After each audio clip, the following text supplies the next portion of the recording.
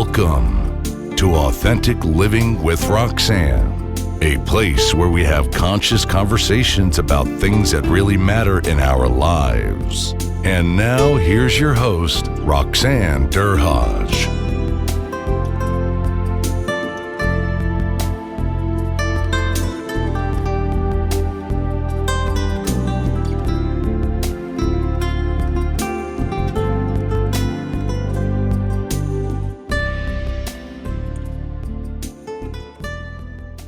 Everyone, it's Roxanne Derhaj. Thanks so much for tuning in again this week for Authentic Living with Roxanne. Today I have a special guest, Carob Mars, and Carob has I would say, one of those stories that really makes you stop and think about things. And Carob and I, are both podcasters, and she has a fascinating story. So, Carob, thanks so much for being on today. Thank you, Roxanne. You might want to change that. It's Carob. Oh, I'm so sorry. That's okay. All right, you see, I looked at it and I was like, okay, that's how you say it. All right, yeah. Well, my apologies. So no worries. I'll read her bio really quickly, and then we'll jump right into things.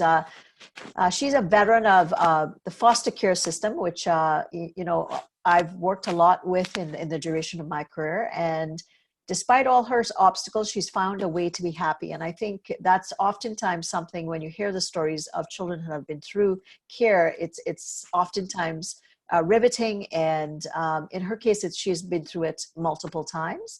She's about to launch a podcast and a YouTube channel where she actually talks about it firsthand. And I think, as a psychotherapist, I hear about it kind of secondhand, but I think firsthand is the important thing, where you actually hear somebody that's been through the system and what can you do? Because I'm sure there's people that have been through that often think, what chances does someone have that has been through the system? And Carob can share what she's done to live, the best life possible by putting things behind her, and what's it going to take to succeed on your own terms. So, Carob, thanks so much again for taking the time. So let's just jump right into it, because your story in of itself speaks to itself, and tell the listeners kind of how your kind of story started, and what kind of brought you up today to really wanting to share with others about the what it's like to be in the system and what it doesn't have to be for you long term. Sure. So I put myself into care when I was 8 years old. My mother was extremely abusive. There's something called the ACEs. I'm a 9 on that scale. That's adverse childhood effects. So the only thing, if you think about all the bad things that can happen, the only thing that didn't happen to me is no one died in front of me. So sexual abuse, physical abuse, neglect, all sorts of things like that. So when I was 8 years old, I walked into the police station and I said, no more. I cannot live with this woman. Put me in foster care. I only knew about foster care from television, like movies of the week. And so I had an idea of what it would be like. And it wasn't like that. I lived in 18 homes in 9 years. Some of them were decent. Some of them were pretty hard to live with. One of them called me the N-word. And then, like, with my mom, just an example of how she was, I'm half Black, and she would call me slave girl and make me call her your majesty. She was white. And she would beat me for things like, if my infant brother had a dirty diaper when I got home from school, she would beat me 10 times with a cable cord.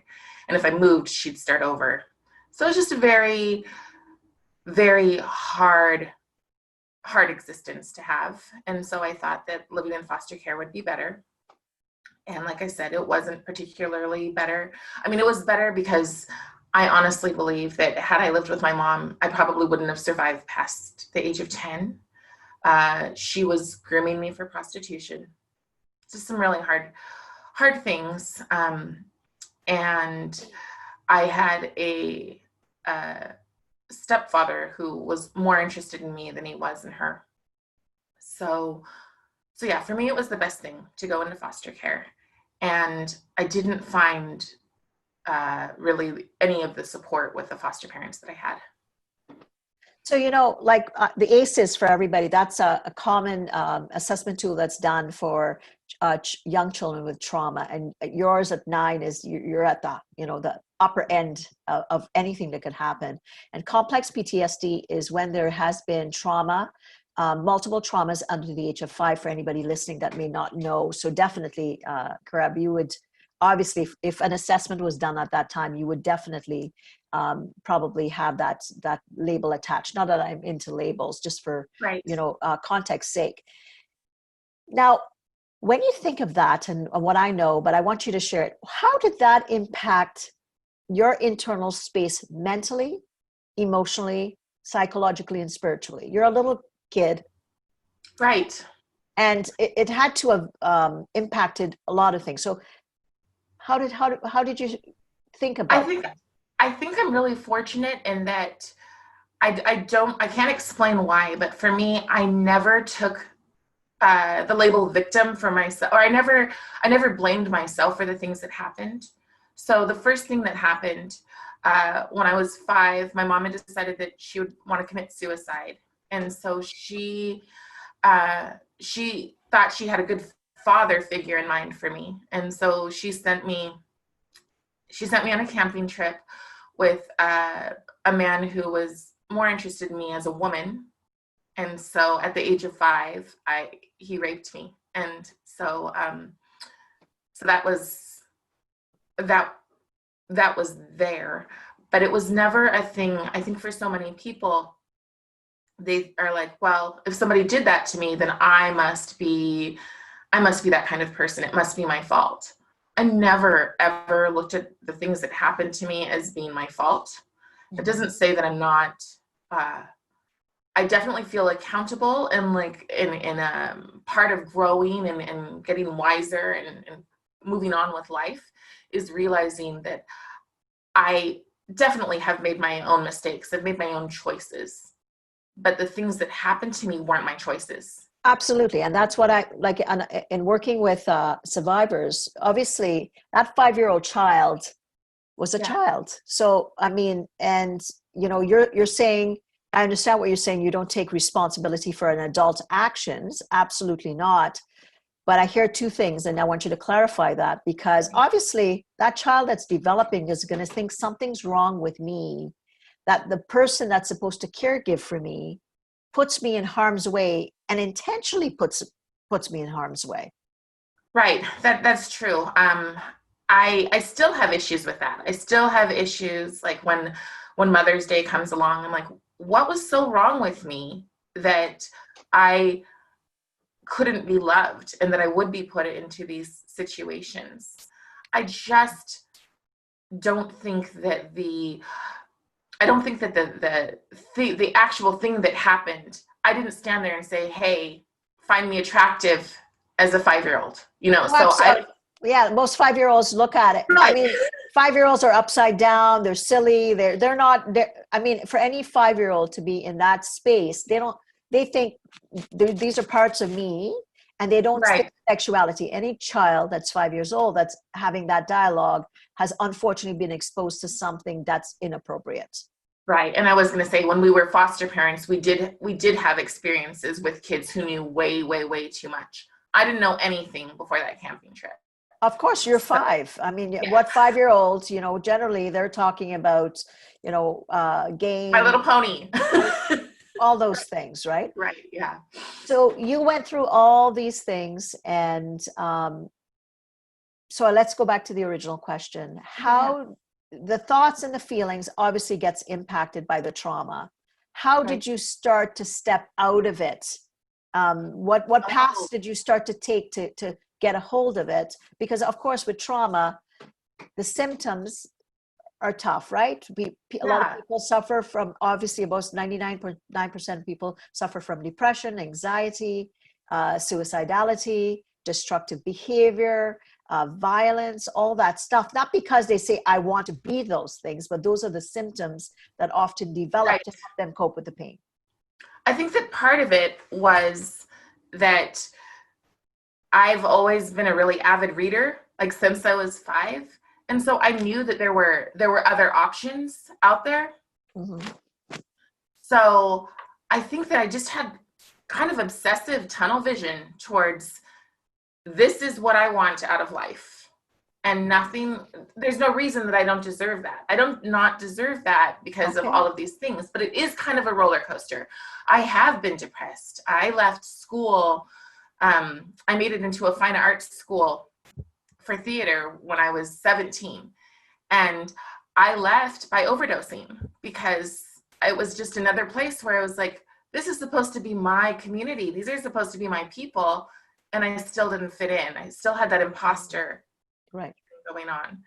And that's something that I still struggle with today. So mentally, there's, when you say, how do you get through it? I think for me, it's just, you just keep going. And that's the thing, is that I recognize sometimes that some days I can't, some days I have to give myself grace and go, all right, I really do still have PTSD. I really am still dealing with things, even though people on the outside look at me and go, wow, how'd you pull it together? Like, you would not seem like you're this person. A lot of people think I've got a master's degree. I don't. They think all of these things, or that I'm articulate, all these things. And I'm just like, I just have the basics that I think every single human being deserves. Mhm. And I almost think it's a disservice to us that people expect us to be on the low end of things. Right. And I think, and maybe you can speak to this, that I think a lot of times what we call a disassociation or compartmentalizing, where the thought and the feelings get split off to be able to cope with something that's bigger, that most human beings, none of us, any of us that were one trauma, not so much, ongoing trauma, atrocity. And some of the things that you've been through is not just child abuse, it's atrocity. Right. Along with a lot of things. That's the cumulative effect of that, it's kind of like I get up, I hit my head again, I get up, I hit my head again. And it keeps cumulative. And then eventually, yes, those symptoms develop, but some people have the ability, if you could think of lots of people in the world, that they go on, they might overuse something, but it's functional in society. So if I let's say I'm a trauma victim, but I go out and I become a CEO of a company, but I could be overworking myself to death per se, Right. then Yeah. I'm functional. But if I, let's say, go out and I develop an eating disorder, that's not so functional, right? Right. Right. So my functionality, like right now, the hardest thing is here in Seattle, we're caught up in the coronavirus, right? And everything that I do, because I'm a huge, like, I find mentoring and using my story gives me purpose. Mm-hmm, mm-hmm. That purpose is kind of like, what am I going to do? I'm really grateful that I'm starting a YouTube channel, because I'm going to have a lot of time sitting at home because we are confined.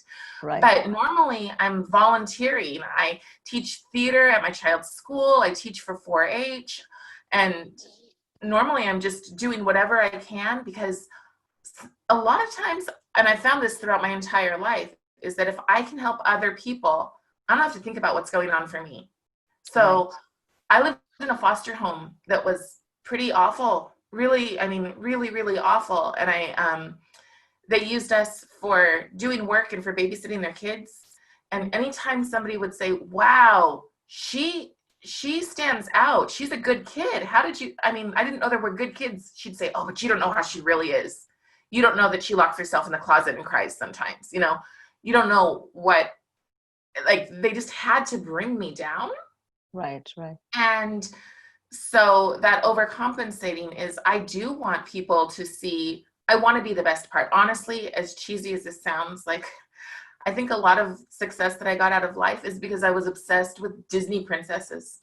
Mm. So I would see them and I would see that they would be, I mean, really, their stories are stories of resilience, especially the old ones, right? Right. Right. And I would see that I didn't care that they were beautiful, because I couldn't relate to that because they were all white. But I would see that they were kind always, that they were always helping others. They were doing all of these things. And I just sort of wanted to become something like that. I know that's cheesy. No, well, no, but what you're talking about is as having a vision in your mind. And I often say, from my background, is I often, and I was just on another podcast earlier, and I said, this is something I always shared with my survivors when I worked with them. I said, we come into this life and we are perfect. We come in a light, we come in perfect. If you think of babies, right? They come in and they have the instinct, and they communicate by their sounds, and they start to be able to let us know what they need. And what happens to life, unfortunately, all of us, I mean, I can think of my situation was, not ideal, but the people around us are supposed to learn what it is to keep us in that vein, to be able to evolve into who we need to be. And that space, I always think, is within us. It maybe get pricked and prodded. It may get, muted or dull, but nobody can truly take that light. Yeah. So I understand what you're saying, and I agree with it. But I think that I had a therapist once explain it to me as, most families, when they have that baby, from the time that they're starting, they are building up these self-confidence things. They're looking at the children and they're saying, wow, look at you walk across the floor. Oh, you're such a good walker. And they're building these shelves. Yes. But for people who have extreme neglect, those shelves are never built. So we have to work like 110 times harder in order to get one thing to stick. And that is a really, really hard thing, because it's just like we do. You said, the workaholic, we work ourselves to death. And I think those of us that overcome oftentimes do, because we have so much to prove that other people don't necessarily have. People first look at us and go, they expect the worst. Right.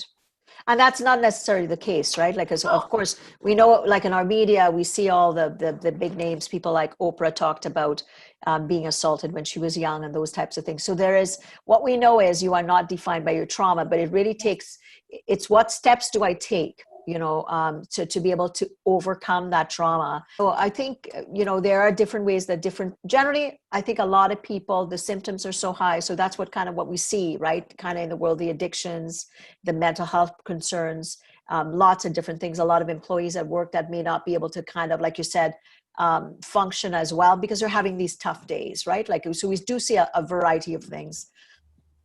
Because generally, and you tell me, and I want to hear from your perspective, is that depletion becomes something that becomes familiar.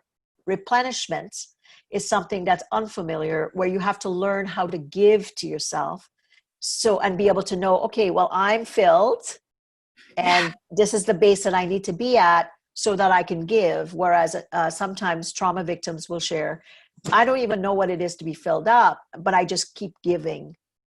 Yeah. Maybe it's a thing of, like, when I turned 40, there definitely became a point of, I don't have time for this. Like, I don't have to please everyone all the time. And that has filled me up. Like, for me, people are like, why would you volunteer a skill that you have that you could get paid well for?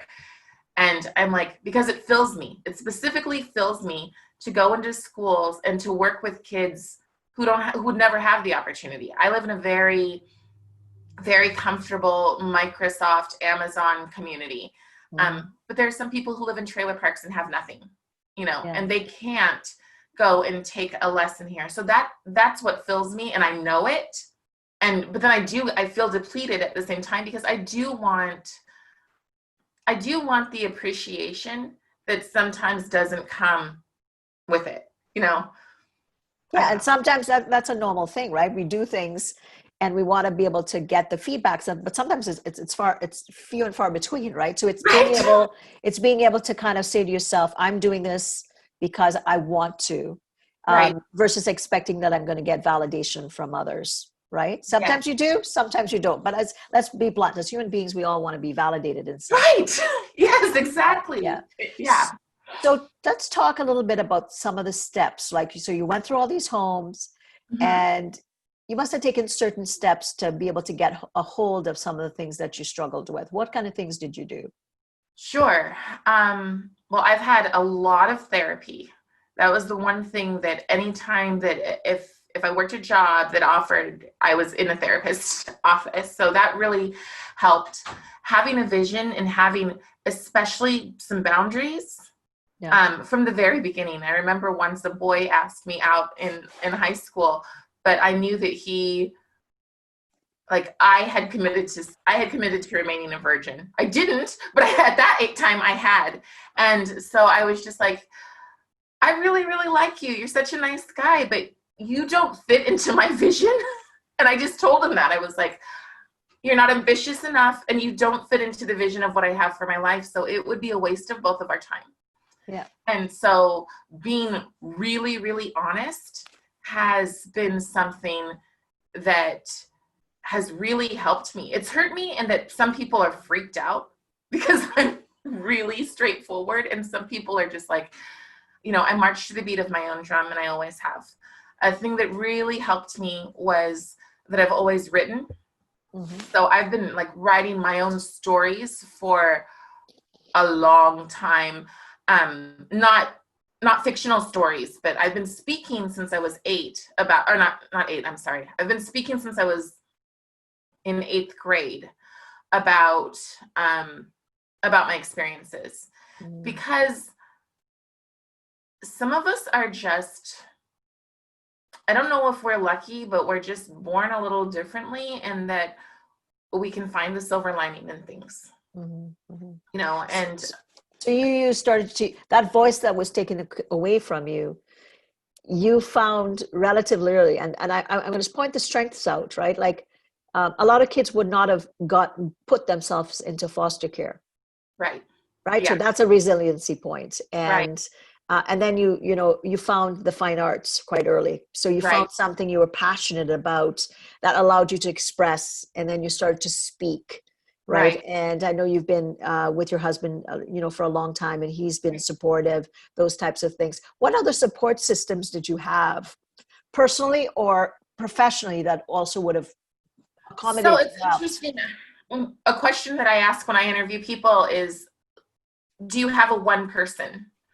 So when I was in 5th grade, a girl called me a nigger, and she told everybody that my mom sold coke and was in prison. It wasn't coke, it was marijuana. And so I lost it. I jumped over a desk. I pulled her hair. It took 2 teachers to pull me off of her. I had a reputation. Some people call me, because Carob is hard, so some people call me Carrie. And so I had a reputation for the rest of the year. People called me Scary Carrie. Okay. And, it really hurt that I was defending myself and I got this reputation. So then I got into 6th grade, and I had this amazing teacher, Mr. Garza, and he pulled me aside and he said, you know what? He had the posters, the inspirational posters around his room, like, whatever you think you can, you're right or you're wrong. Whether you think you can or you can't, you're right or you're wrong, right? Right. He pulled me out of the room and he said, your life is in your hands. How people see you is on you. And that completely changed things for me, because it didn't matter that I had really awful foster parents at home saying things that by the time I was 13, I'd have 2 kids and be on welfare for the rest of my life. Because it was like, I'm not going to be with these people forever. So he was another inoculated factor then, that he really... Mr. Garza changed it for me from that day. So I went from having that reputation to getting every single character award that year in school. And from then on, that became a part of my identity. I remember one day in school, an English teacher had everybody write something, just a descriptive thing about a classmate. And this girl raises her hand and she said, this person is nice to everyone. She always makes people feel good, and she's funny and blah, blah, blah. And everyone in my entire class's hand went up, and including mine. And somebody said, me. And she goes, no. And everybody's hand went down except for mine. And I said the person that it was, because I saw that person. I didn't see all this stuff about me. But when I saw that the entire classroom's hands went down, it was incredibly powerful, you know. Absolutely. What an empowering thing to have happen. It really was.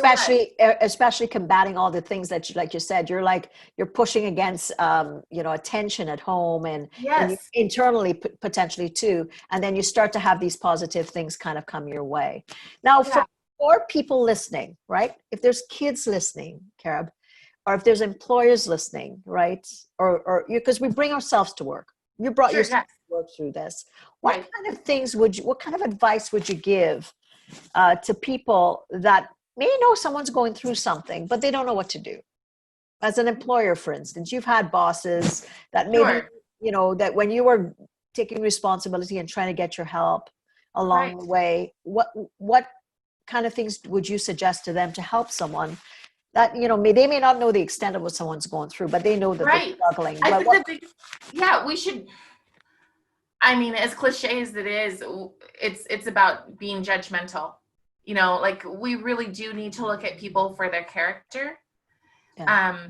And we also need to give people opportunities to let their character shine, because sometimes the hardest thing I think about growing up in foster care or poor or, disadvantaged in any way is that you get a label.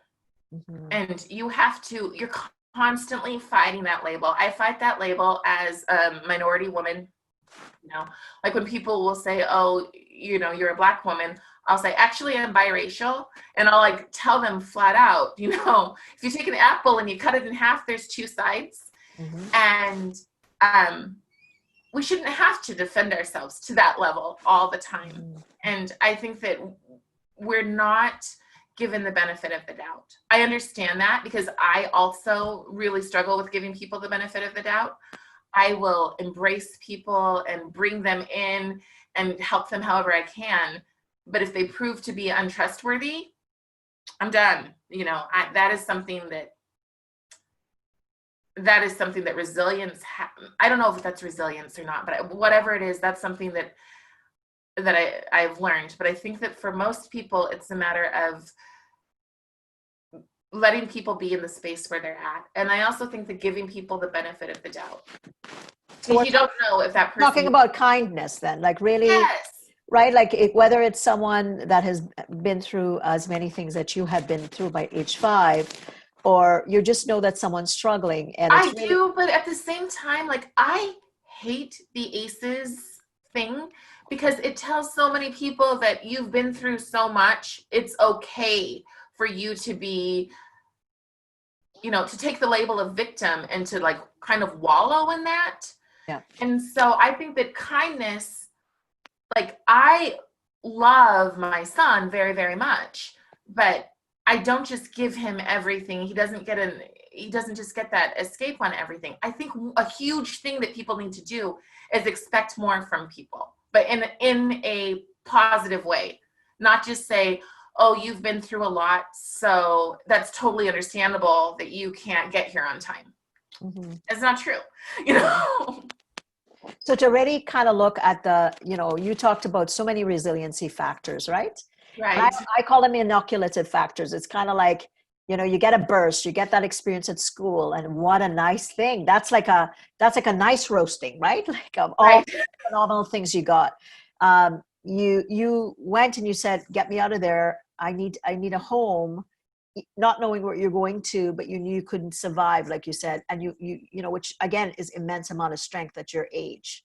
Then, you started to write, right? So somewhere in there, and that writing is one of the most cathartic, oh yeah, liberating things you can do. So you read and you wrote, right? And then you found the art. So again, I guess what I hear, and maybe I want your perspective on this. I want people to recognize that when we look at the stats of how many people have been through traumatic events, it's 1 out of 3 in women and 1 out of 6 in men. That's high.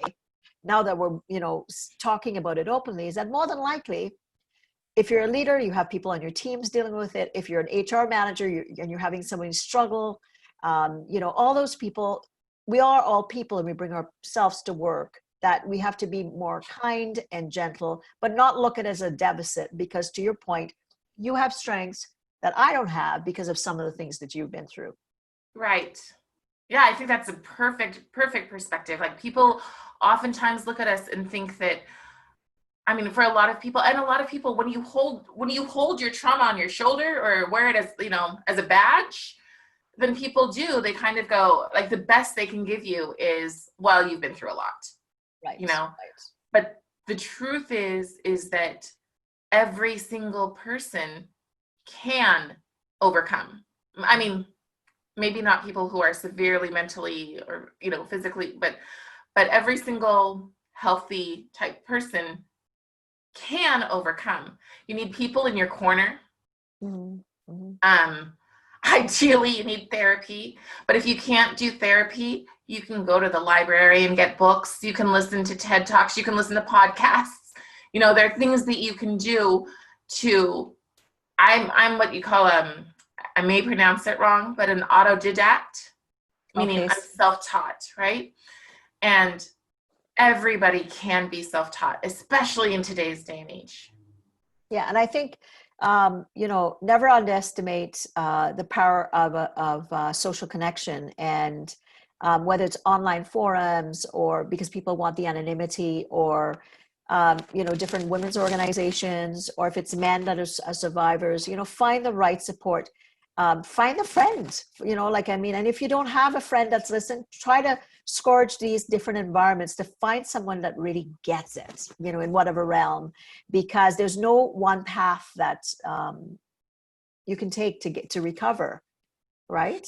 There's lots of different ways, whether it's reading, listening to somebody else talk about it, listen to a good podcast, hearing our podcast today. I'm sure there's going to be people go, wow, like, I wonder now how many people have actually been through things, and how could I, in my day-to-day life, be kind? Because I'm not really sure what that person's been through, but I think kindness often cuts through the issue regardless of what it is. Yeah. So, Carob, I'm sure we could probably go on and on, but what if there's any people out there that are thinking, I'm not good enough, or I can't get over this, or what kinds of words of wisdom would you give them, because you've been there and you continue to kind of inspire other women, or I say people, to live their best life. What kind of words of wisdom do you have for them? Well, I think that when we feel at our absolute worst, we need to take ourselves out of ourselves. And I learned this, from being in theater and acting, so I can see. We need to observe other people, because generally, I believe that most people think well of us. So, and if you can think about those people and think about, well, this person thinks I'm really smart. This person thinks I'm really funny. If you can do that, and then you can start collecting those things and go, well, if they think that, and I like that person, that person's a smart, put together person. If they think that about me, then it must be those things, and claim them for yourself. I think a huge part of what we go through is we get so caught up in our past. What we really need to do is be in the present and focus on the future. Absolutely, because you can't, the past is already gone, but our brain and our body kind of tries to protect us, and the protection may be at a level that we don't let really good people in, like to your point. And I love that frame, right? If I'm not feeling it and I'm trying to recover from something, interview the people around you that love you, right? And say, tell me how you see me, right? Because that gives you a reflective lens to potentially, with time, say, wow, Carob is kind, or Carob is, she's gentle. And then you may not feel it at that point, but that other people see it. So that means that you need to just work on yourself so that you could eventually recognize that what they're seeing is real. And that's where the work kind of comes. Right. Yeah. I think the last thing is just like, it's very hard to be vulnerable because people are afraid of being hurt. But to ask people because some people will look at you like, oh, you're just a narcissist. You just want to be, built up. But if you tell people where you're at before you ask them that question, if you say, I'm having a really, really hard time, and this is why, they're more likely to understand and to really be genuine in what it is that they tell you. Well, this has been such an inspiring time with you, Carob. Now, for people that want to hear more, tell them about the podcast. We will include the link that you'll give us in the show notes, but tell them where they can listen and where they can go to hold of you if they wanted more. Sure. So everything I do is on Age Out, Rise Up. So Age Out is the term that they use when you've left foster care without being adopted or returning home. So it's Age Out, Rise Up. And that is a podcast, a blog. It's going to be a YouTube channel. My plan is to launch on Mother's Day, just to give people a voice that on the other side of Mother's Day. And you can always email me at ageoutriseup at gmail.com. And I also have a Facebook group, Age Out Rise Up Community. Awesome. So for everyone, I listen and I think, what can anyone do? Whether you're a leader or you're a friend, or you're recognizing that all you can do is to just be gentle and kind. And don't assume what someone's going through. It could be something very small or something quite big. But I think in that gentleness and kindness, and from Carob's perspective is, in creating that space and holding that space for someone, what you really do is they allow our ability to be human and connected, and that person can feel that space and how you can help them. And that also speaks to their heart that says, someone cares, and maybe I can take that step to reach out to get the help that I need. So thanks again so much, Carob. For anyone needing any more information on mental health and wellness, I'm a keynote speaker, a trainer, and a coach, and I can be reached at roxannederhodge.com. So take care, and we'll talk to you soon. Thanks for tuning in to Authentic Living with Roxanne, creating the space for positive, healthy change. Roxanne is a keynote speaker, psychotherapist, and coach. To work with Roxanne, visit roxannederhodge.com/blueprint. We'll see you next time on Authentic Living with Roxanne.